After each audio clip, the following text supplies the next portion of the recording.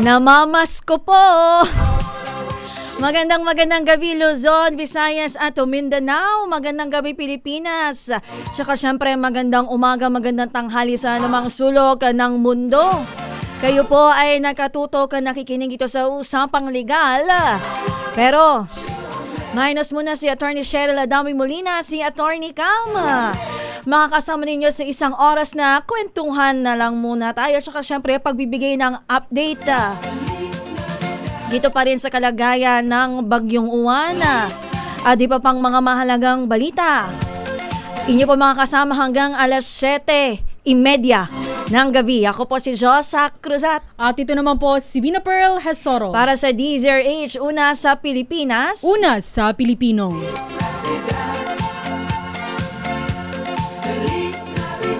"45 days na lang, partner. Pasko na. Mabilis na. Mararamdaman na natin ang simoy ng hangin. Ramdam na. Mabilis na yan. Pero mababa sa 40 days ang Christmas bonus. Gusto ko yung mas mataas pa sana sa 40 days Pero pero yung mga kababayan natin diyan, wala pa sa kanilang pahalan, ay kwentado na kung saan mararating, kung anong mararating, kung saan tutungo. Lumilipad na ang kanilang Christmas bonus at 13th month pay. Kung kayo'y lagi nakatutok kay Attorney Cam, lagi niya dinidiscuss yan. Kung ano ba ang kaibahan, kung ano ang difference ng Christmas bonus at 13th month pay. Kayo ba, anong plano ninyo? Siyempre, yung mga madaming inaanak dyan, kwentado na. Yung madaming pamangkin, dakilang tiyahin si Vina Pearl, kwentado na. Sabi nga partner, malayo pa man, kwentado na, diba? Hoy, pero yung mga nakaka-LL dyan, nakakaluwag-luwag. Baka naman po maambunan din kami. Uy, masyado ka naman.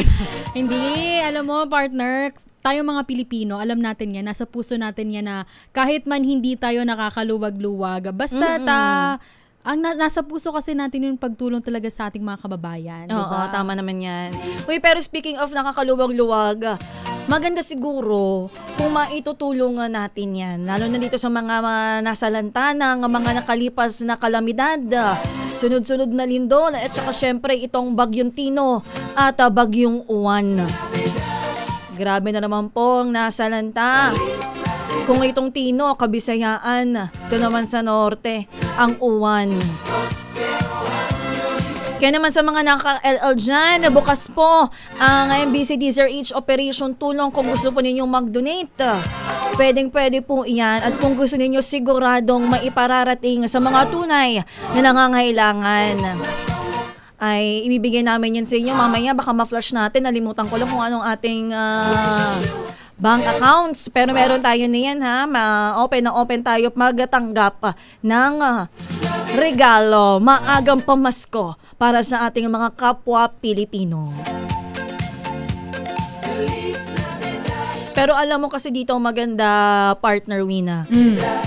Alam mo yung lagi tayong kahit anuman ang dumaang pagsubok sa buhay, ay may mga Pilipino pa rin na nakangiti. Pero marami din na nagsasabi na hanggang ganito na lang ba talaga tayo? O tayo resilience. Oo. Lagi tayo na lang ba lagi? Diba, nakakadurog partner ng puso na makikita mo mga kababayan natin. Lalo na nung nakaraan, yung Bagyong Tino, yung mga taga Cebu, diba, na andun sila sa ibabaw ng kanilang mga bubong, nag-aantay na humupa yung baha, ng rescue, para makalikas. Pati na rin partner yung mga natin, yung mga alagang hayop, mga aso, diba? Aso't pusa. Don't let them behind. Syempre kung ang pagmamahal natin dapat sa mga alaga nating aso, pusa, kung anumang mga alagang hayop yan. Dapat parang ganun din ang turing natin sa mga mahal natin sa buhay na human. Diba?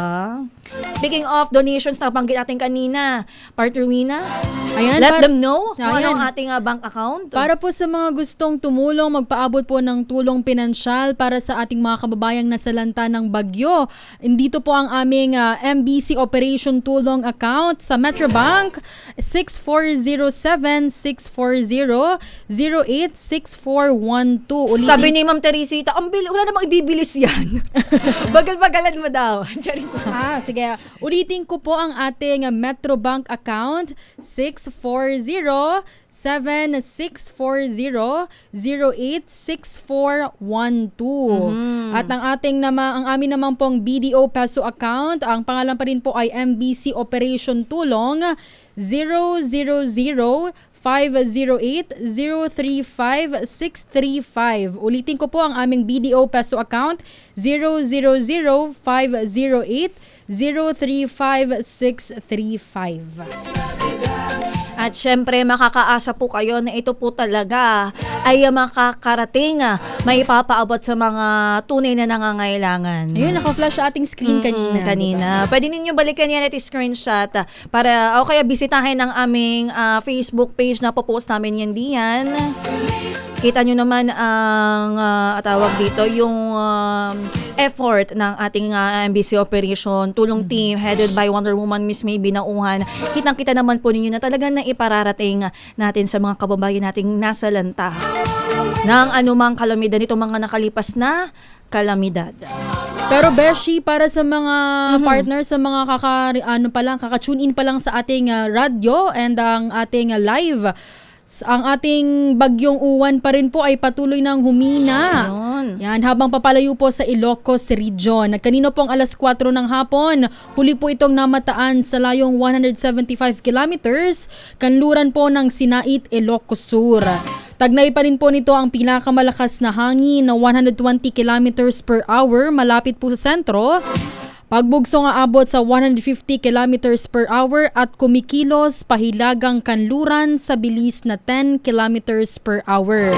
Sa forecast po ng Pag-asa, inaasahang lalabas po ng Philippine Area of Responsibility ang Typhoon Uwan ngayong gabi po o bukas ng umaga, pero babalik din po ang bagyong Uwan sa loob po ng PAR sa Miyerkules ng gabi bago po ito maglandfall sa Taiwan. Nakataas pa rin po ang tropical cyclone wind signal number 2 sa mga sumusunod na lugar. Ito po ay ang Batanes, Cagayan including Babuyan Islands, northwestern portion ng Isabela, Apayao, Abra, Kalinga, Mountain Province, Ifugao, Benguet, Ilocos Norte, Ilocos Sur, La Union, western at central portions ng Pangasinan, northern portion ng Zambales. Signal number 1, partner. Signal number 1 naman sa mga nalalabing bahagi ng Isabela, gayon din po sa Quirino, Nueva Vizcaya, nalalabing bahagi ng Pangasinan, sa Aurora. Signal number 1 din sa Nueva Ecija, rest of Zambales, sa lalawigan ng Bataan, Tarlac, Pampanga, Bulacan, Metro Manila. Ako, signal number 1 pa rin tayo dito. Ingat-ingat po. Cavite, Laguna, Batangas, Rizal, Quezon, kabilang na ang Polillo Islands, Occidental Mindoro, kabilang na ang Lubang Islands. Gayon din po sa Oriental Mindoro. Signal number 1 din sa Marinduque, Calamian Islands, Camarines Norte, northwestern portion ng Camarines Sur. Yun, sabi ng Pag-asa, inaasahang lalabas na ng PAR ngayong gabi o bukas ng umaga. Pero babalik din daw ng papasok ulit siya sa Philippine Area of Responsibility, tapos lalabas ulit. Pero wala na siyang inaasahang masyado pang epekto sa atin. Oo nga. Kanina nakausap natin nga ang Pag-asa. Sabi ay nakikita man nila na parang fair weather na ang mararanasan sa malaking bahagi ng bansa sa mga susunod na araw. Actually, kabilang nga sa binanggit ni Sir Benji Estereja ay pati weekend. Wala pa silang namomonitor na kahit anong weather disturbance sa loob at labas ng Philippine Area of Responsibility. Kaya kung may lakad ka sa weekend, tuloy na yan. Pero partner, sa may mga lakad ngayong gabi, ay Ayun. naglabas po ng heavy rainfall warning ang Pag-asa. Sino ba ang mag-iingat, partner? Tayo, ang ating mga kababayan po dyan na may mga lakad ngayong gabi o mga pauwi Ayan, sa kani-kanilang tahanan galing pong trabaho. Yan. At saka sa mga dakila nating kababayan na magtatrabaho pala ngayong gabi. Oo. Abay, naglabas po ng heavy rainfall warning ang Pag-asa dahil po sa patuloy ng pag-ulan dulot po ng bagyong Uwan. Itinaas po ang yellow warning level sa mga bayan ng Santa Cruz, Candelaria at Masinloc, Zambales kung saan posible po ang pagbaha sa mga mababang lugar. Samantala, inaasahan din ang mahina hanggang katamtamang pag-ulan sa loob ng susunod na 3 oras sa Nueva Ecija, Rizal, Metro Manila, partner. Ayun, Ano ba yan? 3 oras, sabi. Magpapaulan muna tayo bago mag-out si Josephine. Sa Ay, Metro, pero hindi, walang biro. Keep safe po. Opo, yan. Yan. Sa Metro Manila at Bulacan, patuloy din pong nakararanas ng ulan ng ilang bahagi ng Batangas, Bataan, Tarlac, Zambales, Quezon, Cavite, Laguna at Pampanga na maaaring tumagal pa sa loob ng ilang oras at makaapekto sa mga karatig lugar.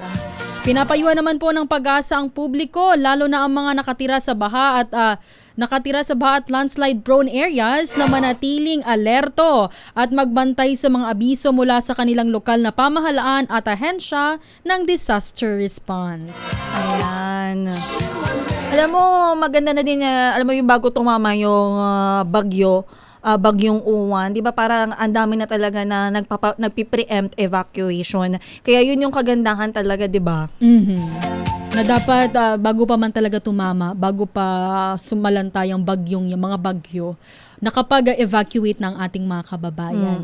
Yun ang, alam mo, yun yung magandang side kapag ang pinag-uusapan natin ay weather disturbance. Meron tayong forecast, nababantayan natin kung saan tatama, nagkakaroon ng preemptive evacuation, nakakapaganda ang mga lokal na pamahalaan, nakaposisyon ang response team, ang mga tulong nakalatag na. Pero kapag lindol, yun ang hindi. Kasi hindi natin na hindi natin na alam kung kailan talaga yan tatama, hindi nila ma-monitor kung kailan ba yan. Unlike sa yung nga parati nating sinasabi, unlike sa bagyo, alam natin kung kailan, meron tayong timeline kung kailan ba tatama yan. Pero alam mo, partner, parang napansin ko itong bagyong Uwan sa ating mga reporters na pag nagre-report sila, wala silang binabanggit ng mga kababayan natin, ng mga residente na parang nagmamatigas pa na hindi mag-evacuate, na ayaw iwan ng kanilang mga tirahan. Diba? Oo, yun naman ang kagandahan. Pero na paulit-ulit natin sinasabi na hindi naman natin talaga masisisi yung iba na bantayan yung kanilang mga ari-arian. Kasi kanila yun sila nga nagpundar noon. Kaya syempre, alam mo yung mga kababayan natin na yun lang sa ngayon ang kanilang mga ari-arian. At saka totoong tinitreasure nila yun. Talagang babantayan nila. Ano mang kalamidad yan. Pero syempre, ang lahat ng yan na partner ay napapalitan. Lahat ng mga material na bagay sa mundo ay napapalitan. Hindi ang inyong buhay. Lahat ng yan kikitain pa. Makakapagpatayo pa ng bahay. Pero ang buhay ay hindi na naibabalik.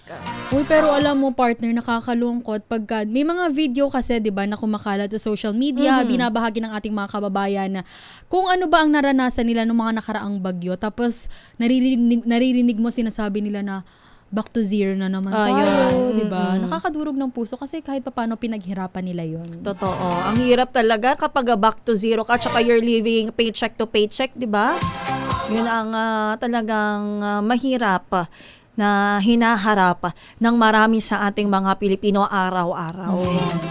Kaya naman, mahiya naman kayo.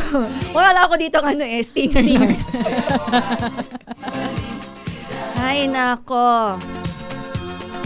Kaya naman, di ba, maging sensitive tayo lagi. Sa social media man yan, kung ano man yung mga binabanggit natin, always be sensitive. Kasi marami tayong mga kababayan ang Alam mo, biruin mo yon, yung iba, kapag umuulan, Netflix and chill. Ganyan. Pero kung ikaw ay ganyan, syempre di naman natin maano, you deserve that naman kasi you earned it naman eh. Pero yung iba kasi talaga, kapag umuulan, nagbabantay ng pagpasok ng tubig, pagtulo ng tubig, ng ulan sa kanilang bahay. Kaya naman di talaga natin masasabi. Pero, ika nga, bilog ang mundo. Pasasaan pa at mararanasan nyo din ang mga nararanasan ng marami sa ating mga mahihirap na kababayan. Alas 7 ng umaga, syempre Umaga, gabi na ba? Alam mo yun, super proud pa ako. Alas 7 na ng gabi, partner Wina, tayo makikibalita sa labas ng ating himpilan. Syempre marami pa rin tayong mga reporters dyan na nakabantay.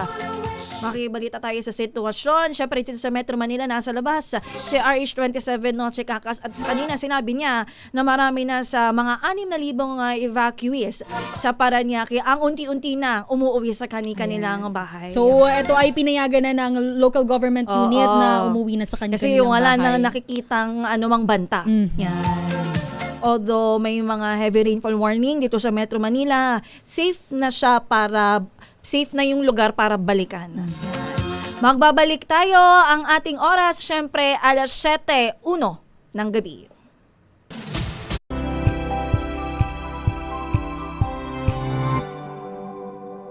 Magbago man ang panahon, doon kami sa gawang Peerless.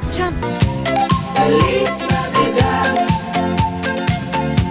Feliz Navidad, prospero año y felicidad.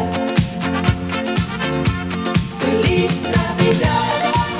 Tanggap muna tayo ng report sa labas ng himpilan. Bangkay ng isang lalaki yung pinaghihinalaang binaril. Natagpuan sa Antipolo, Rizal, RH27, Noche Cacas Noche. Diyosa, patay na matagpuan ang isang lalaki sa Sitio Calle Putol, Barangay San Jose sa Antipolo City, lalawigan ng Rizal. Kinilala ng pulisya ang bangkay na si alias Jacob. Ayon sa pulisya, isang tawag ang natanggap nila mula sa isang concerned citizen sa nabanggit na lugar. Nang respondihan na tumampad ang lifeless body ni alias Jacob, may mga natagpuan ring spent cartridges malapit sa crime scene. Indikasyon na pinagbabaril ang biktima dahil sa mga tama ng bala sa katawan. Hindi pa tukoy na pulisya ang may kagagawa ng krimen at patuloy pang pangangalap ng impormasyon para sa ika-aresto ng suspect. Arisa 27, Noche. Namamas ko po. Ay, hindi. Noche, kamusta naman ang lagay ng mga lansangan dito sa Metro Manila? May mga pag-ulan pa ba? Ikaw na mo monitor dyan? Wala na. Maaliwalas na yung panahon. At wala rin tayong nadaanan ng pag-ulan sa ating pag-ikot dito sa Metro Manila. At maluwag din yung kalsada, lalong-lalo na yung kahabaan ng EDSA, yung dalawang lane, southbound and northbound, napakaluwag. Ganun din sa may area nitong Ruasa Boulevard, all the way yan hanggang patungong Mia Road. Ang kahabaan din ng Coastal Road ay maluwag din sa motorista, maging ang Dr. A. Santos sa Avenue. Kaya sa mga motorista naman, mag-iingat pa rin sa pagmamaneho, lalo-lalo na kapag maluwag. Yung iba kasi mabilis magpatakbo. Oo, yung PITX ba na monitor mo, Noche? Kamusta na, may mga balik normal na ba ang mga biyahe dyan sa PITX? May mga na-cancelled yung biyahe bukod dulot nga doon sa hindi madadaanang kalye, lalong-lalo na yung mga papuntang Bicol at may ilang bahagi na papuntang norte. At pero yung iba naman hindi na sila tumuloy din sa kanilang biyahe dahil alam naman nila na sasugupain nila yung masungit na panahon. Ayun, maigi naman kasi yung mga kababayan natin, lalo na nagtatrabaho sa mga ibang lugar, ay talagang wala silang sasakyan kundi talagang bus, di ba? Oo, tama ka dyan. At sabi nga nung iba, hindi naman meron din naman mga regular bus, yung mga hindi aircon, yan, yung mga regular, mga nagtitipid at wala talaga yung biglaan yung pag-alis. May mga regular din naman ng buses na hindi nga lang aircon. Pero ngayong panahon na ito, dahil sa malamig yung panahon, makakayanan mo lang yung init. Ayun. Hala, makikibalita ulit kami sa iyong paglalakbay sa mga lansangan ng Metro Manila by Noche. Maraming salamat. Ang aga naman ng Feliz Navidad niya. Uy, para nung nakaraang buwan pa to piniplay ni Attorney Cam. Sabi niya, kayo muna ganun umupo ba? at mamasko kayo kay Noche. Noche. Yun nga, parang yun ang direktiba sa amin Oo. kanina. Ganun ba? Sige, hindi kayo mawawalan. Hindi din magkakaroon. Kayo. Hala, magandang gabi. Yung dalawa. Okay. Maraming salamat, RH27 Noche Kakas. Alam mo, part na may nagtatanong dito sa ating comment section. Ang sabi? Ano raw ba ang iyong shampoo? Bakit? Gulo-gulo pa ba ako? Hindi. Bakit? Ganda daw ng hair mo. Ano daw yung shampoo mo? Hindi, natural yan. Natural oil. Hindi ko na alam kung anong available na sachet. Sachet? Minsan yung sabon. Ay, hindi. Nagsusuklay lang talaga ako. Actually, nakasubsob nga ako kanina dito eh. Hindi, parang hindi naman subsubang gamit mong Oh, term. ay, yung mga taga-Quezon, ub-ob. Ako lang talaga nakakaintindi sa sarili ko dito. Oy, pero paalala, 'di ba? May mga lugar pa rin na walang pasok bukas, 'di ba, partner? Mhm. Salig pa rin sa Memorandum Circular number 106 na inilabas ng Office of the President at pirmado ni Executive Secretary Lucas Bersamin kung saan nga po sinuspinde ang trabaho sa mga tanggapan ng gobyerno. Ngayon po kasi actually, tapos salig nung memo na yon, merong mga lugar sa bansa na hanggang bukas walang pasok. So ngayon nga po, walang pasok sa mga tanggapan ng gobyerno dito sa NCR, sa Cordillera Administrative Region, gayon din sa Regions 1, 2, 3, Calabarzon, Mimaropa, Bicol Region at Region 8. Ngayon po yan, November 10. Siyempre, may kadugsong yan. Siyempre, kasi di ba, when you recover from calamities, kailangan mo talaga ng ilang araw na... Akala ko sabihin mo, hindi lang isang araw. Kailangan ng maraming araw. Kung sabi kasi dalawa lang. Kailangan natin ng mahabang panahon ng pag-recover. Kaya hanggang bukas, wala rin pasok sa eskwela sa lahat ng antas sa mga nabanggit kong region. Kasama dyan, huwag kayong mag-alala mga taga-Region 6, 7 at Negros Island Region. Bukas ay wala kayong pasok araw ng Martes. Tama, November 11. Salig po ulit yan sa Memorandum Circular number 106 na inilabas ng Office of the President at permado ni E.S. Lucas Bersamin. Alam mo, partner, kung ating mga kababayan ay umaaray sa nangyari nga sa pananalasa ng Ano na namang bagyong aray yan? Tino at bagyong Uwan, panibagong aray na naman para sa ating mga motorista. Para naman linggo-linggo na silang umaaray. Kung babawian, kakarampot. Tapos kung babawian naman sila, ay mabigat. Doon nga, partner, matatawa ka na lang. Halimbawa, 2 sunod na linggong bawas presyo. Oh, yan. Alam mo yung ang dinig sa, ang gandang pakinggan, 2 magkasundalinggong bawas presyo, pero 50 centavos, 25 centavos. bariyang-bariya. Tapos, pakatapos niyan, babawian ka na sa susunod na linggo. Ano Ang ba yan, bawi- dala-dala mong bad news na yan? Ay, nako, abiso po sa ating mga motorista dahil aarangkada po bukas ang taas presyo. Yan. Taas presyo po sa mga produktong petrolyo. Para tuloy ayaw kong patugtugin yung Feliz Navidad. Feliz Wala ba Navidad. ako ditong yung sad music? Charis! Ayan, batay po sa abiso ng oil companies sa Department of Energy, 50 centavos ang dagdag sa kada litro ng gasolina, habang 90 centavos naman po sa kerosene. Tataas naman po ng piso, 1 peso ang kada litro ng diesel. Una na pong sinabi ng DOE na bunso dito ng kombinasyon ng drone attack ng Ukraine sa Black Sea port ng Russia at ang ipinataw ritong sanctions. Epektibo po ang oil price adjustment sa karamihan ng kumpanya ng langis alas 6 po ng umaga bukas. Kaya So abot pa, magpa-full tank. pwede pa magpa-full tank ngayong gabi hanggang bukas ng alas 5 ng umaga. Kasi pag patak Ay, ng alas nako. 6, panibago na yan. Alas 6 impunto ng umaga. Uy, grabe naman kasi talaga, kamot ulo talaga ang mga, lalo na yung mga driver, yung chopper ng mga jeepney, di ba? Kamot ulo talaga sila kapag ang usapan na ay dagdaga presyo sa mga produktong petrolyo. Tsaka partner, kung iisipin mo, parang nagpapatupad tayo ng mga price freeze. Tapos, ito, bibigyan ka ng ganitong panibagong aray, panibagong sakit. Para bagang bawian lang. Ay nako, kamot ulo din panigurado partner ang mga consumer ng Manila Electric Company.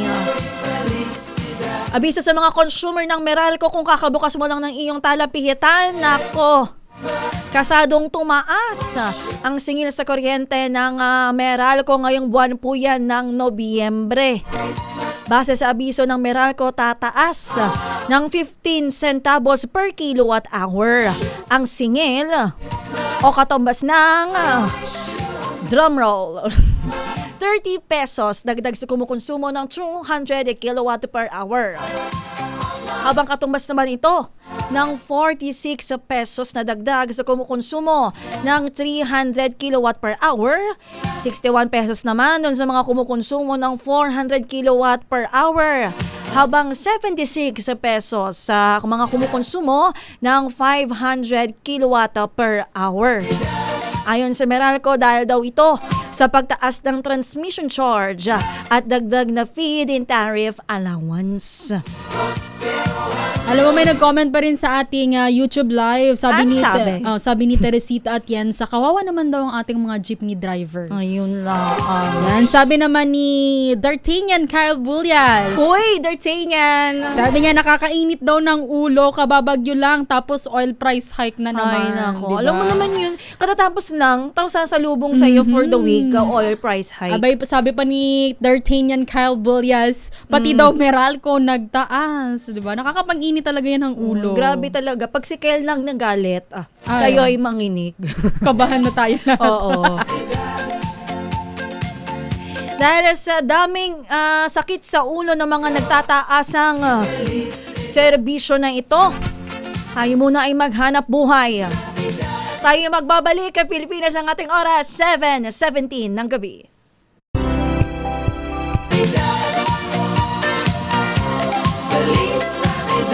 Magandang gabi sa avid fan ng DZRH na si Ma'am Teresita Atienza. Lagi siya nako-comment sa YouTube, lagi siya nakatutok na nakikinig sa DZRH. Sabi niya sa atin, buti nga mabilis umalis si Bagyong Uwan dyan daw po sa Santa Rosa. Sa Laguna, siguro ito. Kagabi lang, ang lakas ng hangin na may tunog pa at ang lakas din ng ulan. Pagising daw niya kaninang umaga ay maliwanag na. Buti naman. Sabi din ni Christian Carlo Villaraza, good PM mga beautiful, kahit bagyo, okay lang daw makinig. Watching from Palawan South Gifts and Blooms Flower Shop. Hello po, magandang gabi. Uy, meron tayong listener from Texas. Tama ba? Basa ko dito. Yes. Dallas, Texas. Si Mactan_Dame TX. Texas siguro na yon. Good morning daw sa kanila at good PM sa Pinas. Ingat po kayo diyan. Himotok ni Mactan Dame. Sinasakal talaga ang mamamayan ng Pilipinas sa kuna ng lindol, flood, hurricane, gas prices at electricity hikes. Hindi na makahinga ang Pinas. Yan, magandang gabi din kay Jay Morales. Ingat-ingat po, diba? Speaking of hindi na makahinga, ang mga kababayan natin, uy, grabe sa tala ng NDRRMC partner, nasa 1.1 milyon ang naapektuhan nitong Super Typhoon Uwan. Mula po yan sa 11 rehiyon dito sa Pilipinas. Sa pinakahuling datos nila kaninang alas 12 ng tanghali, kabuang 1,198,039 na katao po yan. Napakadami. Siyempre katumbas yan ng higit 300,000 families ang naapektuhan at pinakamalaki ang bilang ay mula sa Bicolandia, mga kababayan ni Partner Wina, kung saan higit 822,000 na individuals ang apektado. Sinundan yan ng Central Luzon na may 158,000 individuals na apektado. Caraga Region, 99,000 individuals. Umabot daw, sabi ng NDRRMC, sa 61%. Higit 730,000 individuals ang pansamantalang lumikas dahil sa bagyo. Kaugnay niya na partner, 2 na ang napaulat na nasawi dahil sa pananalasan ng super bagyong Uwan. Ayon po kay Office of Civil Defense Deputy Administrator Assistant Secretary Bernardo Alejandro, isa ay mula sa Viga, Catanduanes at isa sa Catbalogan City sa Samar. Napaulat po na nalunod ang isang casualty mula sa Catanduanes habang isa pang biktima ay nahulugan ng gumuhong istruktura sa Samar. Kami po ay nagpapaabot na pakikiramay buong DZRH po sa mga nangulila ng nabanggit na mga biktima ng bagyong Uwan. Tsaka syempre panalangin natin hindi na ito madagdagan pa.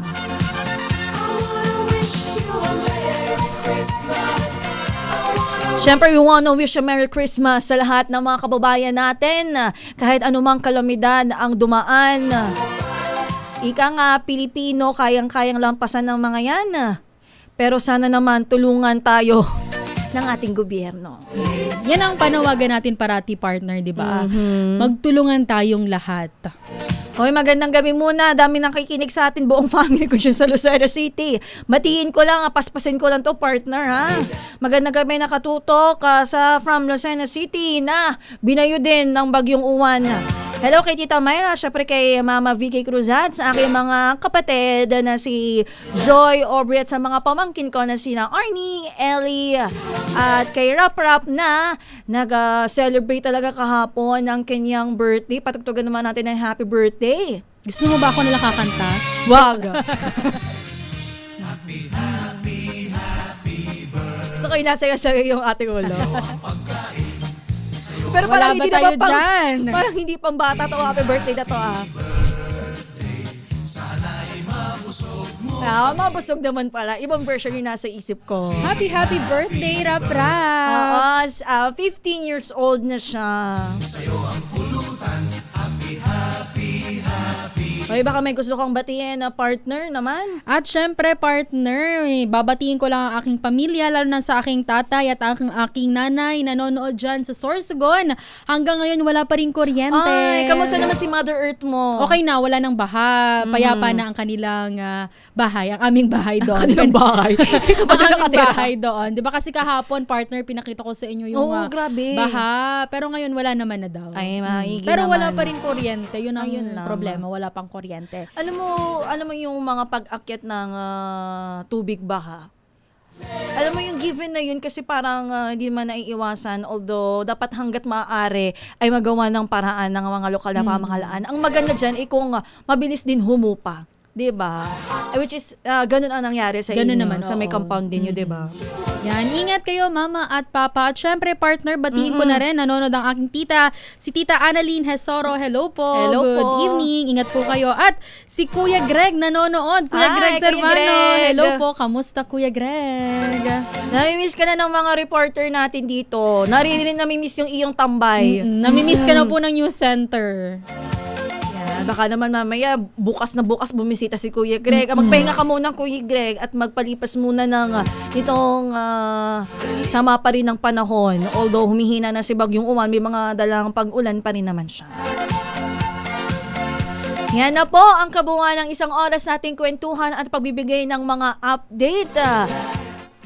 Maraming salamat sa pagsama syempre sa pangalan pa rin po ni Attorney Cheryl Adame Molina. Itago muna ninyong inyong mga katanungan kay Attorney Cam. Inyo na kasama sa isang oras na kwentuhan at balitaan. Ako po si Josa Cruzat. At ito naman po si Wina Pearl Hesoro. Para pa rin po sa DZRH, una sa Pilipinas. Una sa Pilipino. Ang ating oras, 7:29 ng gabi.